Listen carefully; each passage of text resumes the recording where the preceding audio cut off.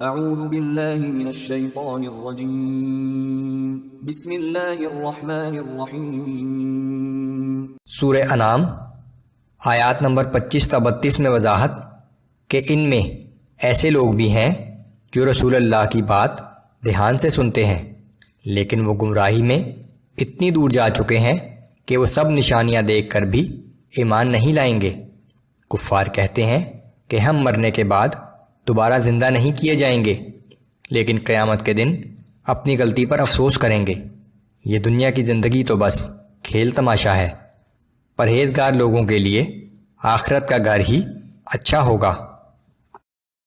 اعوذ باللہ من الشیطان الرجیم ومنهم من يستمع إليك وجعلنا على قلوبهم أكنة أن يفقهوه وفي آذانهم وقرا وإن يروا كل آية لا يؤمنوا بها۔ اور ان میں سے کچھ لوگ تو ایسے ہیں جو آپ کی طرف کان لگا کر قرآن سنتے ہیں، مگر ہم نے ان کے دلوں پر پردہ اور ان کے کانوں میں گرانی ڈال دی ہے تاکہ وہ سمجھ ہی نہ سکیں، اور اگر یہ لوگ تمام نشانیاں بھی دیکھ لیں تب بھی ان پر ایمان نہیں لائیں گے۔ حتى إذا جاءوك يجادلونك يقول الذين كفروا إن هذا إلا أساطير الأولين۔ حتیٰ کہ جب آپ کے پاس آتے ہیں اور آپ سے جھگڑتے ہیں تو وہ کافر یہاں تک کہتے ہیں کہ یہ قرآن اور کچھ نہیں، صرف پہلے لوگوں کی کہانیاں ہیں۔ وَهُمْ يَنْهَوْنَ عَنْهُ وَيَنْأَوْنَ عَنْهُ وَإِنْ يُهْلِكُونَ إِلَّا أَنفُسَهُمْ وَمَا يَشْعُرُونَ۔ یہ کافر اس امر حق کو قبول کرنے سے دوسرے لوگوں کو بھی روکتے ہیں اور خود بھی اس سے دور بھاگتے ہیں۔ دراصل یہ لوگ ایسی باتوں سے خود اپنی ہی تباہی کا سامان کر رہے ہیں، مگر انہیں اس کا بھی شعور نہیں ہے۔ وَلَوْ تَرَىٰ إِذْ وُقِفُوا عَلَى النَّارِ فَقَالُوا يَا لَيْتَنَا نُرَدُّ وَلَا نُكَذِّبَ بِآيَاتِ رَبِّنَا وَنَكُونَ مِنَ الْمُؤْمِنِينَ۔ اے پیغمبر صلی اللہ علیہ وآلہ وسلم، اگر آپ انہیں اس وقت دیکھیں جب یہ لوگ دوزخ کے کنارے کھڑے کیے جائیں گے تو یہ لوگ اس وقت کہیں گے کاش کوئی ایسی صورت ہو کہ ہمیں دنیا میں پھر واپس بھیج دیا جائے تو اپنے پروردگار کی آیات کو کبھی نہ جھٹلائیں اور ایمان لانے والوں میں شامل ہو جائیں۔ بل بدا لهم ما كانوا يخفون من قبل وَلَوْ رُدُّوا لَعَادُوا لِمَا نُهُوا عَنْهُ وَإِنَّهُمْ لَكَاذِبُونَ۔ دراصل جس حقیقت پر انہوں نے اس سے پہلے پردہ ڈال رکھا تھا وہ ان کے سامنے آ گئی ہے۔ اگر انہیں دوبارہ دنیا میں بھیج بھی دیا جائے تو پھر بھی وہی کچھ کریں گے جس سے انہیں منع کیا گیا تھا، یقیناً یہ ہیں ہی جھوٹے۔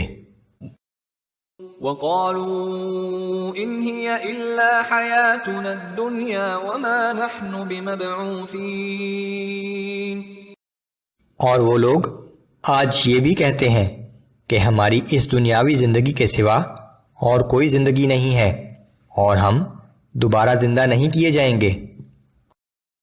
وَلَوْ تَرَىٰ إِذْ وُقِفُوا عَلَىٰ رَبِّهِمْ قَالَ أَلَيْسَ هَذَا بِالْحَقِّ۔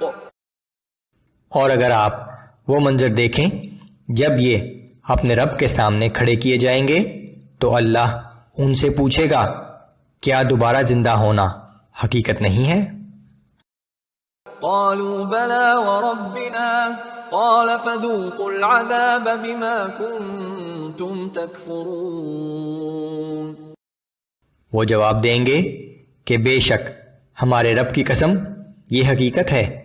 اس پر اللہ فرمائے گا تو اب اس کفر کے سبب جو تم کیا کرتے تھے عذاب کا مزہ چکھو۔ قد خسر الذين كذبوا بلقاء الله یقیناً وہ لوگ سخت خسارے میں رہے جنہوں نے مرنے کے بعد اللہ کے سامنے حاضری کا انکار کیا۔ حتى إذا جاءتهم الساعة بغتة قالوا يا